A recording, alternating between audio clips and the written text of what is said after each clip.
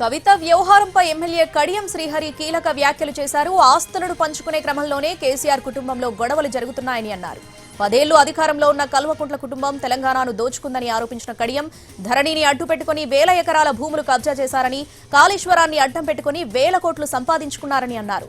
వాళ్ల గొడవలు కాంగ్రెస్ ప్రభుత్వానికి పార్టీకి సంబంధం లేదన్నారు కడియం. కల్వకుంట్ల కుటుంబంలో జరుగుతున్న గొడవ ఏదైతే ఉందో అది ఆస్తి పంపకాలకు సంబంధించినది మాత్రమే. గత 10 సంవత్సరాలు అధికారంలో ఉన్న కల్వకుంట్ల కుటుంబం తెలంగాణ వనరులన్నింటినీ కూడా విపరీతంగా దోచుకున్నారు. ధరణిని అడ్డం పెట్టుకొని 1000 ఎకరాల భూమిని కబ్జా చేశారు. కాళేశ్వరాన్ని అడ్డం పెట్టుకొని 1000 కోట్ల రూపాయలు సంపాదించారు.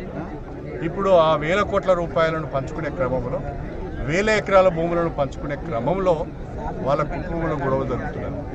కల్వకుంట్ల కుటుంబం తెలంగాణ పైన పడి దోచుకున్నారు. అందుకనే ప్రజలు వాళ్ళను పక్కన పెట్టారు.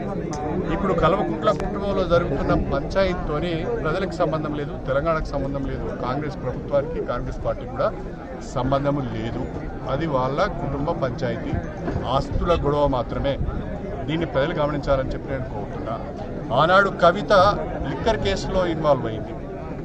నేను ఆనాడు పార్టీకి రాజీనామా చేయడానికి కూడా ప్రధానమైన కారణం ఒక ముఖ్యమంత్రి గారి బిడ్డ లిక్కర్ కేసులో ఇన్వాల్వ్ కావడం, ఆమె విచారణ ఎదుర్కోవడం, అనేక రోజులు జైల్లో ఉండడం కూడా కొంత నాకు బాధ అనిపించింది. ఇది సరైన పద్ధతి కాదనిపించింది. అందుకనే బయట